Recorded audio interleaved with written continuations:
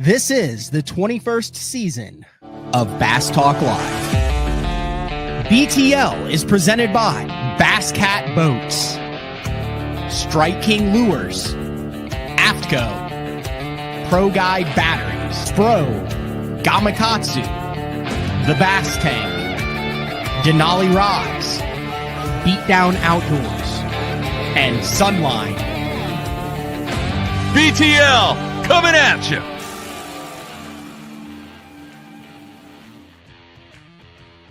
Good morning and welcome to a very special edition, an early morning edition. So it's a different time on a different day. It's Friday morning when we're actually recording this. BTL early AM Icast edition. And if you've been following BTL for the week, you know that we've done a number of different things with Icast. We've had Dave Rush that's kind of taken around the Icast floor. We did some preview Icast shows, so you can go back and watch Wednesdays and Thursdays. Today, I wanted to get the take of an Icast attendee who is also a business owner, a friend of BTL, and my partner in the Master Angler Quest, which I'm trying to figure out. Did you frame the crappie certificate that said like, hey, congratulations, here's your first thing, 15.25-inch black crappie? Like, have you done anything with that yet, Matt Stefan?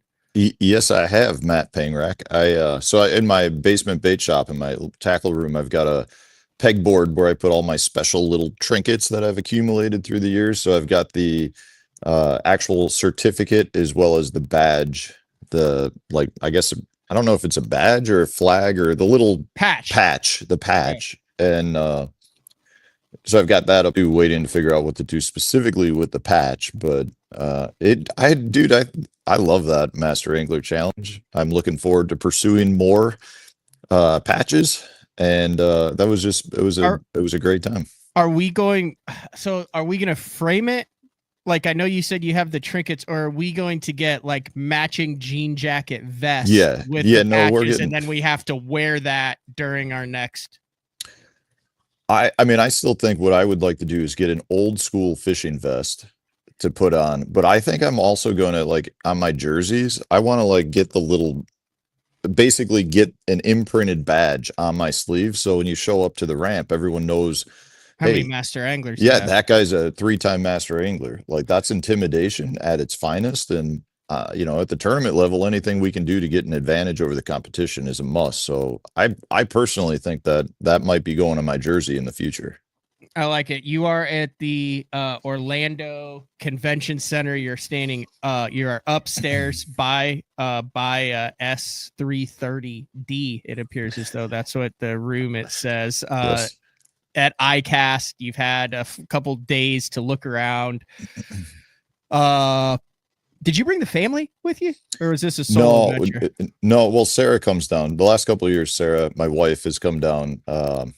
We use it as a nice little weekend getaway from the boys. So her parents are watching the boys, and it's kind of the Icast show is one of those things where, in my opinion, at this point, it's almost more about creating those relationships with sponsors, potential sponsors, other anglers, friends, and it's nice to get away. And at this point, Sarah knows a whole bunch of other people in the industry, whether they're some of my sponsors or whether they're wives or girlfriends of other anglers. So it's really just kind of a nice short weekend trip, midweek trip for us.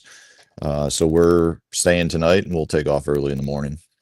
Your fourth Icast, so no, 2002, I believe, was your first Icast. I think my first Icast was 2022 was your first. I think mine was 2008, where literally the toughest thing for the first 3 years was just making sure I made it back to the hotel room from Vegas when I was at Vegas, because I was still like internship early stages of working for Mark Jeffries, and it was a real struggle sometimes. Yeah. But we always made it back. I'm still here, a lot more tamer, so to speak, in Orlando. Like I said, Dave Rush done a great job of walking us around, seeing a lot of fuzzy dice, a lot of swim baits, a lot of interesting things off the hopper. Anything that just sticks out to you that you saw that you didn't know was coming out, that hadn't been previewed, that you walked past and went, whoa, that's cool?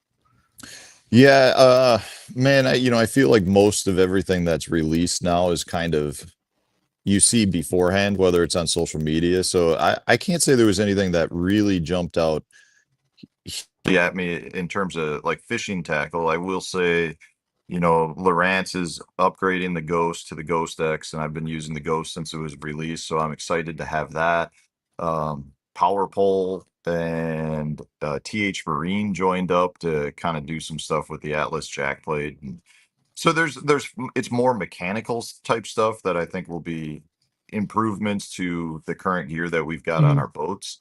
There are a couple of foreign companies here that had some pretty cool new style baits. Not that they were more minnow style baits, and some of them were even saltwater based, but they kind of grabbed my attention in terms of maybe being able to relate it over to the freshwater bass world more specifically. But I mean, overall, in terms of a new product showcase, I would say it was kind of tame compared to years past. I did see, and I do know that that is one of your sponsors, the Lowrance. Is it the Ghost X with like different light up displays and a head and stuff? That looked pretty cool. Yeah, so the Ghost X, it was the directional arrow on top was magnet based, and that magnet could potentially break free or wasn't always lined up perfectly with the head of the trolling motor based on where the foot pedal was at. So they've replaced that, so now it's a fixed directional arrow, so it lines up perfectly with the head. So for the forward facing sonar people out there, it'll just make it that much easier to make sure that your casts are exactly where you need to go. So it wasn't like it was terrible in the past. It's just one of those things where if it did stick, maybe you'd have a bad cast out of 6 or Mhm. 7, and in this case, every one is going to be lined up perfect. So that's a really nice feature. I'm trying to think, it's funny because I have coming, I didn't really know what to expect. There's been a lot of talk about Icast kind of dying, and this was going to be the last Icast. You scroll through YouTube, there were a ton of Yeah. videos prior to this, and a lot of it was from people that aren't even attending or haven't attended it. And the reality is I kind of feel like this is a normal ICAST. I don't feel like it's any different than the previous years that I've attended. Now I can't say I ever attended one back in the old heydays of the Vegas conventions where Panger had to crawl back to his room. But I didn't say that. I from just said I had to make sure that I made it back to the I show on time. I can Big only difference. imagine. Um and honestly, I'm pretty glad we're not in Vegas because I'm sure that's what would happen to me every night. Not at There's our yeah, age anymore. Not at uh, our age. yeah, right. I mean, right now for us, if you come to this one or Orlando, you generally have a couple options. You get dinner, and then from dinner, like last night, we met up with like Becker and Gil and Kyle Cordiana and Miles Berghoff, and we played Top Golf. The it's you pretty much have Top Golf. You got uh Nice Andretti restaurant. car racing, nice restaurant, or like Howl at the Moon if you want to go get some music and yell at the person 2 feet from you. Interesting. It's pretty laid back. Have you so you are part owner of Core Tackle. Your title sponsor is a meat company, Bridgeford, which by the way, I'm just setting the stage that makes the question make sense, which dude, I was in Walmart the other day, most reasonably priced beef jerky product in the entire store. Great center aisle selection in a little kiosk thing. Best bang for the buck and the most delicious flavors available that I saw. And I have no skin in this game. Like I ain't afraid of a Slim Jim, if you know what I mean. But I will say this, I saw it. It made me stop and take note that it was the first reasonably priced beef jerky that I'd seen that actually looked like it had some good flavors in it. I mean, it's the best whole round steak cuts out there. Is flavored with Sweet Baby Ray's barbecue sauce. No fat in the bags. You can't complain. And being that they are a very good partner with Walmart, Walmart has some phenomenal pricing on them. So I appreciate the Bridgeford plug that you put out there. I really couldn't have said any better. And I had absolutely no obligation to say that, but I say that to say it is a meat company, which probably isn't at Icast. You're part owner of Core Tackle, which doesn't have a booth at Icast, and one of your title sponsors is also Pure Fishing, which also isn't at Icast. So I would assume, I know you spent a lot of time in the Pro Guide booth. They came out with a battery that's got like 19 chambers and runs for 180 hours on high bypass. But have you had a chance to just mosey, walk around? Is there anything sponsor, non-sponsor related? It's just me and you talking, not a guy in a jersey, that you're like, yeah, that's going to find my way into or on the boat. Yeah, I wish I could sit here and say there's a bunch of stuff. The reality is yesterday, I got here Wednesday afternoon, was in boots all day. Yesterday I was in meetings all day with either core tackle stuff or I was working boot space. And today is kind of the day where I'm going to walk around more. I've got a couple of things to do first thing in the morning. So I have not really just wandered around. Okay. I generally like to do that more so on Friday, just because I know the majority of the deals get done on Wednesday and Thursday. And from that standpoint, if I can be in a sponsor's booth and help them in some form or fashion, that's where I would rather be. And I will say it does. I feel like I am actually seeing more deals get done this year than I can recall in years past. I spent a decent amount of time in one of my sponsors' booths, Striker Brands. They're a clothing company.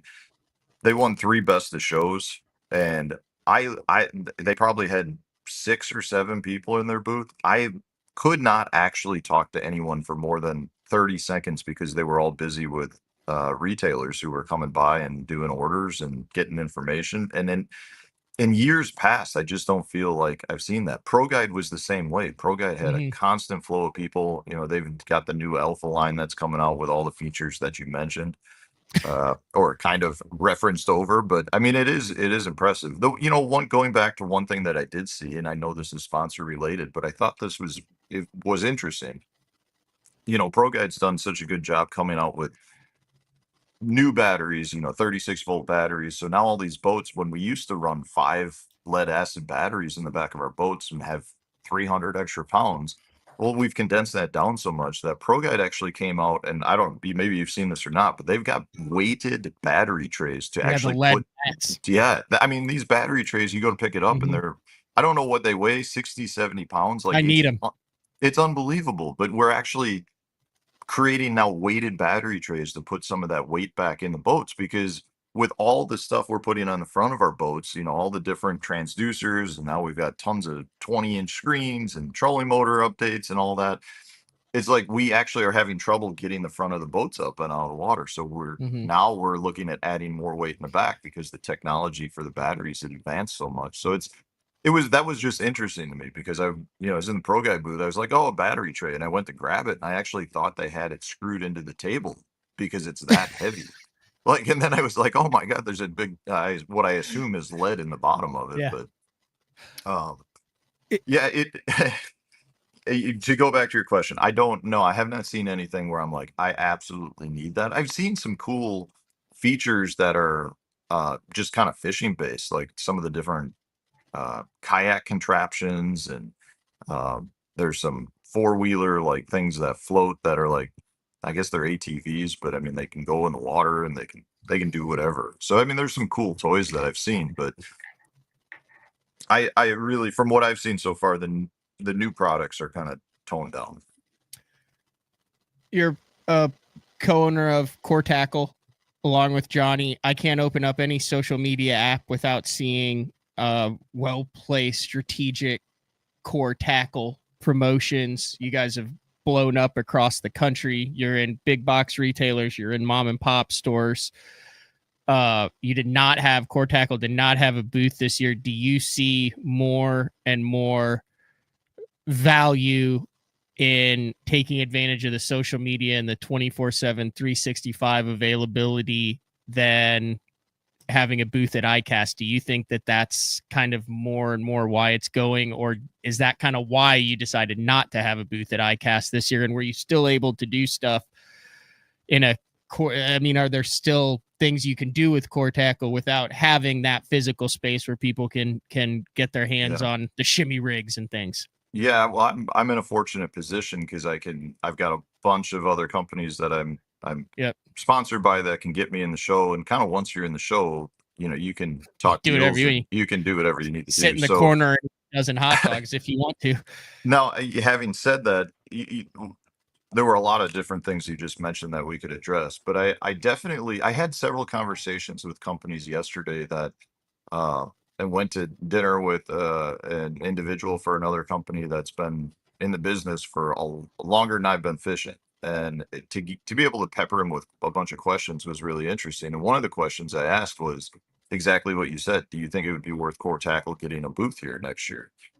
And I asked that question to several different people that I've had meetings with, and the response, I did not have anyone say that they thought it would be of enough value for us to actually, take a booth out here. And that had more to do with the fact that our marketing has been good enough where we don't necessarily need that exposure. And I mean, not that we don't need the exposure, but a lot of companies like the individual I was with dinner with actually mentioned that one of the main reasons they do Icast is so that they have all their pro staff there, they have all the industry people there, and they can get their marketing material done, a lot of it done for the year. So, if you went to their booth, they were just shooting, shooting, shooting, shooting. And we'd make our own marketing material so we can shoot whenever we need to. And from that standpoint, we don't necessarily need to be at Icast to make content for ourselves, if that makes sense. But I 100% think there's a lot of value for the companies to be here, to be able to showcase their products and to be able to network and to be able to talk to other companies. That's one thing too that I think's been really very special for Core Tackle is how well we've been received by other companies and company owners. And at this point, I can call up a pile of other small companies, even large companies, and just say, hey, we're thinking about doing this. Have you done this? Can you give me your recommendation as to who to use? Can you tell me whether this worked? Have you tried doing this? And there's a ton of collaboration at a business level between the companies that before getting into Core Tackle, I would have thought all these companies were like, no, no, no, that's secret. We can't tell you, you're a competition. But the Mhm. reality is, kind of like in the angling world, even though we're all competitors with each other, we have such a similarity in interest that we all are actually pretty good friends for the most part. And it's the same way from an industry standpoint. A lot of the people who work for one company may be there for a lifetime, they may be there for 2 years, but if they leave that company, they go to another fishing related company, and everyone is in the industry. And it's like I don't get a sense from anyone that they're out to try to take out, say, Core Tackle. Instead, they actually want to see us succeed because they appreciate the innovation and they appreciate, just another company within the industry. So that's something that I definitely get a sense every time I've been at ICAST with respect to owning Core Tackle. It's been almost shocking as to how complimentary everyone has been and how helpful other companies have been. So, I think there's a ton of value. Like Johnny Schultz, the other owner of Core Tackles here as well, and he's been floating around like a butterfly doing what he does, on the show floor. And uh, yeah, I think there's a lot of value. I think it's harder for small companies to necessarily get the same impact though that a lot of the larger companies get. I think for companies like Core Tackle that are much more startup, smaller SKU count, smaller sales in general, it's probably harder to get that bang for the buck, but um, I think there's still a lot of value.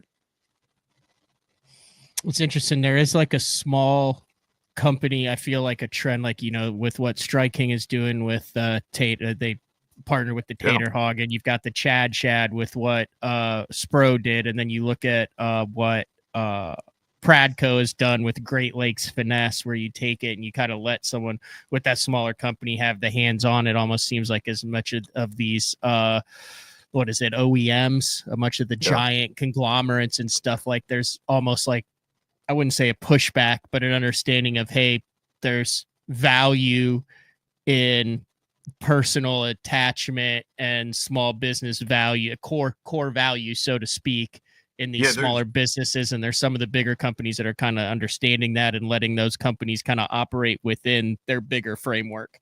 Yeah, and the reality is collaboration can be very beneficial to both parties, right? So like to use an example, Core Tackle just did a collaboration with with Bastrix Bastrix created a bait called the Hovertrix. It was designed around the Hover Rig, which is our product. And we put a ton of marketing material towards that. And it ended up being very beneficial for both core tackle and Hovertrix with what you would basically call two completely opposite products, one being terminal tackle, one being a plastic, but they were made to go together. And I think from core tackle standpoint, that's what we're looking to do with a lot of other companies. You know, at this point, if we have a hook that works really well with somebody's plastic, why not do a bunch of marketing towards that and be beneficial with both companies? 100%. Like, I mean, here it is. This is a perfect example. Like, here is the Bastrix website with the core tackle hover rig on it, all the videos on how you can use it, and you look right on their front, and there it is right there. When you go over it, you can get the hook along with their bait. And I know from my standpoint, at least, you know, I've always been a big Bastrix guy. Knew they kind of went away for a little, and it was really when this core tackle thing kind of started with them that brought Bastrix back kind of to the forefront for me to learn about the new owners and how they're bringing it back and the new products that they have out there. So like they were benefiting from core tackle, and obviously core tackle is benefiting from Bastrix too. Yeah, that's been a great relationship. You know, Brian Evans, I'm not sure when he purchased Bastrix. I know it was a few years ago, and Bastrix has a huge following out on the West Coast, and they've had very successful products nationwide. And it just was their unique style of plastic bait fits really well with a lot of core tackle products, and it's been a really good relationship with them in terms of you know, actually building products or using products together, but at the same time just being able to bounce a lot of industry questions off Brian over at Bastrix. You know, he's been very helpful from that standpoint, and it's been a very good mutual relationship that I think has benefited both parties. Couple more questions. I'll let you go. I know you need to be first in so you can bum rush the doors when they open here in 8 minutes. There's a little bit of a belief, like for people who haven't been to Icast, that like the pros go there with their resume and they walk up and they see a booth and they say, man, I want to be sponsored by these guys. And they whip the resume out of their backpack and they hand it in and they get sponsored by that company that was at Icast. Or they're walking around and they walk past a booth and a guy goes, hey, I've been looking for you. I enjoy your daily outlandish lure videos. And I loved what you did within fishermen and, you know, what you're doing in the professional fishing world. I'd like to sign you to a 6-figure paycheck. Why don't you come back behind this fake wall and we'll sign a contract? Does any of that happen? Has that happened? Is that how you approach it? Is that how it goes down, or is that a fallacy? I mean, it happens so much. This is as a prime example of how much this happens. I had probably 4 people over the last 2 days, Matt, grab me and say, where is Panger? I have 6-figure deals I want to get him. And if he's not here, I'm going to have to give it to somebody else. There are people, just not only is it great for the anglers, it is like, hey, if anybody is here, we're going to throw money at you. Yeah. No, it's man, it's funny because I felt like last night a bunch of us anglers were talking about how, you know, there's always that hope, right? Like there's always that hope that you're going to just get snagged out of the blue and it's going to turn into some good sponsorship deal. But it's almost like there's this this weird, you know, you're before you get to Icast, there's this high of, oh, I got the opportunity, and then afterwards there's a little bit of a low because you're like, you know, yeah, it didn't happen, right? Like it didn't happen. Mm-hmm. And that's how it was last night. All of us were just kind of joking about, you know, how many 6-figure deals did you get? How many deals did you get? And I don't know of any angler that was there that left here with a deal. And I mean, there were a lot of guys that are absolute hammers right now and biggest names in the sport that were playing top golf. And so, you know, the reality, the way I look at it is it's just like getting any job. You know, a lot of getting a sponsor deal is like who you know. And if you don't come to the events, if you don't show your face around, you're not going to create those relationships, because the potential is 5 years from now, maybe somebody has an opening and they go, hey, you know, that Matt Stefan would be good at Mm-hmm. doing this for us in this role. And because I met them 5 years ago, maybe they'll think of me or have my contact info, and it's more about just kind of being relevant, I feel like,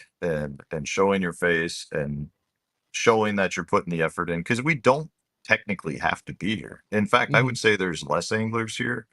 And it's funny because going back to one of the things you mentioned, or you kind of asked earlier in your question that had 12 questions in it, was the relevance of the anglers.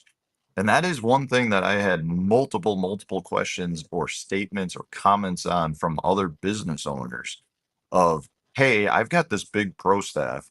And these were more based on core tackle meetings, but hey, I've got a pro staff, and I'm seeing what you guys are doing with, your marketing, which is much more social media based. Do you find value in pro staff? Because you guys don't have much of a pro staff, and our pro staff is honestly more pro staff that has content creation creators at the same time. And there's definitely a sense from a lot of other marketing people that I talk to that the value of the tournament angler is nowhere near what it used to be. And this was the first time I've actually had like people be very clear and precise. I'm thinking about cutting my staff and moving a lot of that marketing dollars into other areas versus in the past it's been, yeah, we need our pro staff. We know that there's value in these other places too, so we're going to start dabbling in that. And now it was like we're going to take dollars from pro staff and put it into these other areas, which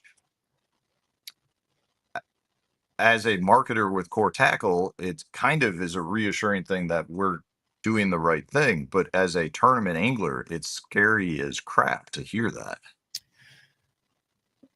It's easy to forget, and I forget this a lot, Matt, is there's a lot of people that are in the building that you're in right now that are very good at their jobs, that are very passionate about their jobs. It's a corporate job with a business degree or a financial degree or a marketing degree, to where chasing these green and brown fish around isn't something that they've lived, eat, slept, breathed since they were 3 years old, and they're in a dream job scenario. Like, they're very, very smart business people that are making business decisions, and it just so happens that they got a job in the fishing industry with a company that deals with the outdoors and fishing. It could have been race cars, it could have been kitchenware, it could have been anything. It just so happened that it was fishing. So I think it's a lot easier for us to assume, oh, you make these decisions because we have a personal, or our heartstrings are attached to a certain of it. These people are going to make decisions that are best for them, that makes them look best, to where their margins are the best and they're making the most money. It's not, there's no real personal feelings attached to it, which I think is really hard to kind of step out of and look in from the outside in when you're in it. I mean, you're right in the middle of that too on both sides of it. Is that fair assessment? That's one of the primary reasons most of the anglers are at Icast. It's to create a personal relationship with your sponsors, because the better that relationship is, it's harder to get cut.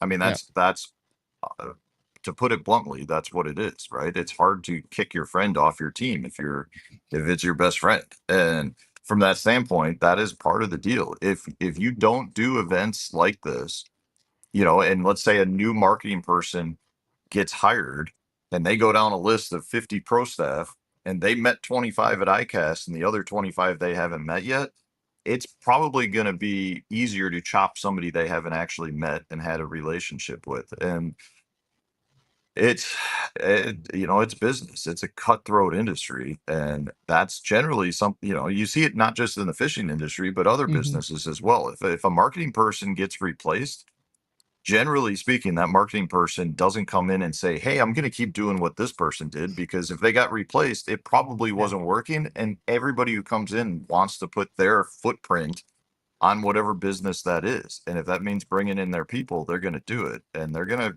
clean house in a lot of instances. So my personal look on this is I want to make it as hard as possible. I want to do what they asked me to do in my contracts. I want to show my face. I want to create a relationship. I like when my wife comes to these events because she can walk around and talk to people, which then creates a better Now you're relationship. cutting the whole family, not just you. Yeah, I mean, dude, it really is what it is. And and when I say that, it makes it sound like, it's strictly a business. No, it's not. My I mean, you enjoy sponsors, the my hell of it. sponsors at this point are like family. I mean, I I have most of the sponsors you see on my jersey, I've had my entire career at this point. Mhm. So it's like they are like family.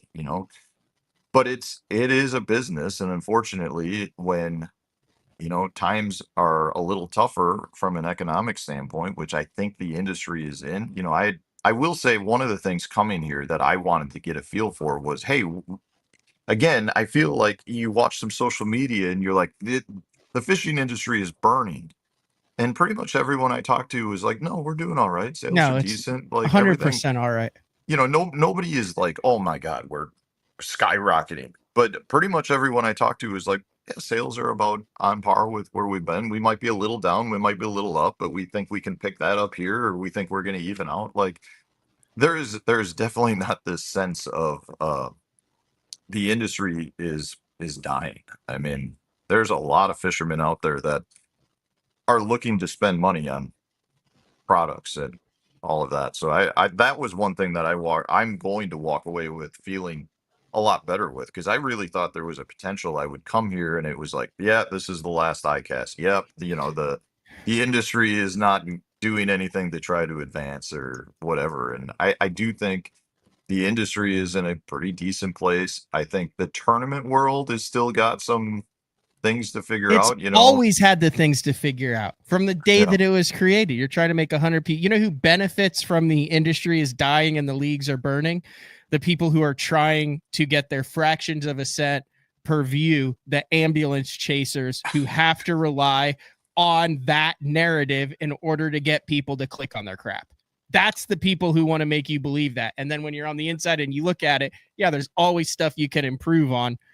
It's not nearly as bad, not nearly as dysfunctional as they want to make you believe. It's like the same reason why you can walk past a rack of magazines at the grocery store and the tabloids are always going to have crazy, outlandish end of times things because they have to try to sell that propaganda in that tabloids, where the more reasonable ones are like, hey, here's a better way to cook a pumpkin pie. Yeah, I mean, tournaments are not going anywhere. I mean, that's pretty clear. I mean, I haven't necessarily spoken to all three organizations, but I have definitely seen all three organizations on the floor walking around, lots of smiles, lots of handshaking with companies. Like, it does not look like it's in dire shape by any means from even the tournament organization level. I think I think the anglers definitely would like there to be, still some changes. I think the fans would, some with respect to some of the organizations, have, a lot of suggestions, but overall I don't feel like the organizations are, I don't know that struggling's the right word. I think they're in a better place than most people would assume. I would agree. All right, I know the show just opened. I'm going to let you get back into it. I am looking forward to hanging out with you at Leech Lake. I have been keeping up with your videos. Trust me, I am stocked up on whatever the hell those things are and free rigs. So There's I've got my that, fuzzy centipedes and my free rigs. I am ready to go catch them at Leech with you. Bet. so I mean that's the Arky crawl and fry, which I've used. I probably was throwing that thing 20-25 years ago. And there's a lot of baits that are new baits that look somewhat similar to that in the I still have this in the yeah, catch studio. show. The old the Crankenstein. The old Crankenstein. Yeah, that's a good one. I don't know that that's going to play that much at Leech Lake, but you never know. Yeah. For those who have been living under a rock, Matt Stefan is on, what are you, 3.5 years with a video every single day? Have not missed a single day. Yeah, I don't know what the string is. I know it's over 1,000 days at this point, but yeah, daily fishing tips and videos, and I don't know. You get a little bit of everything on my channel, but I really try to keep it fishing based versus gossip based, and just trying to help people catch a few more fish, love the sport that I love.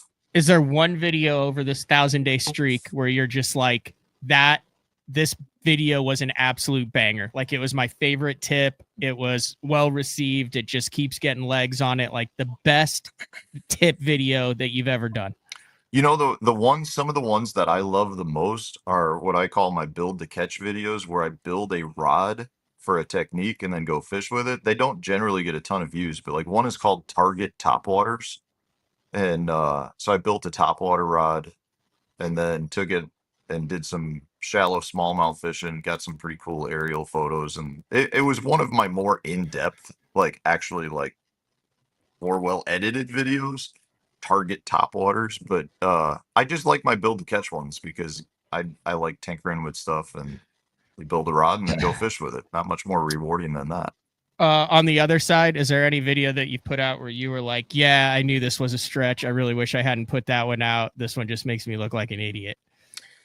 I can't say I put anything out where I'm like, oh my God, that made me look like an idiot. Like the ones that don't, so I do a lot of videos that are viewer suggestions, and I have a lot of suggestions that are what I would consider more basic. So for me to do it, like, how do you tie a Palomar knot? And I do a lot of those because if I get the suggestion from enough viewers, I'll go ahead and do it. But when I do it, I feel like we take for granted how experienced we are at fishing. And so for me to do a video that's like, how do you tie this knot, or how do you fish a Carolina rig? Those are generally more unexciting to me, but a lot of those generally perform better because there's a lot more anglers out there that are actually looking for that help. And there's a lot of anglers that are going to be coming into the sport 5 years from now that might search those videos and, do well, or view them as well. So from that standpoint, I think there's a lot of pertinent information. There's a lot of value to doing those videos, but they generally are not the ones that excite me the most. I like doing a lot of the videos that actually include my kids. Like I do Wednesday night videos. So my two boys and I fish our local Wednesday nighters. And for me, I like making those don't get giant views, but I love doing those because I know, I go back and watch them. Like my boys go back and watch them. So like, I'm hoping in 15 years, I'm creating more of a database for myself and my family to be able to go back and be like, man, those high school punk kids that are out causing trouble right now, remember how cute they were when they were 7 years old and we actually got to fish together? Like, so those are memories that I know I'll go back and watch, and I like making those too. Very cool. I greatly appreciate it. I know this is a busy 3 days. You don't have a lot of time for you to get up early, to come in, to get everything dialed in. Appreciate it, Matt, Stefan. I think this puts a nice bow on BTL's Icast coverage and kind of puts it in a business owner and angler perspective instead of just walking around looking at stuff. So thank you very much, Matt, Stefan. No, man, I love being on. I appreciate you giving me the opportunity, and we'll talk soon. We got to start strategizing for Leech Lake. Yeah. You got to figure out who's bringing the grill and the smoker, and then if we're going up early for a day or two. I think we might meant by strategizing. I wasn't actually referring to fishing at all. I was talking more like housing and food and all that. I think if we maybe get up there a day or two early, there's a good chance we could hit we could maybe do like a mini master angler quest. Ooh. On like that Thursday and Friday. And then we have the prep day Saturday, and then practice starts Sunday. But I think we could maybe knock a perch, a walleye, a smallmouth, and a smallmouth off the list like real quick right there, and then boom, get that content. So you're kind of up there anyway. Yeah, it's too bad we can't go on Leech Lake because we could knock out Muskie too.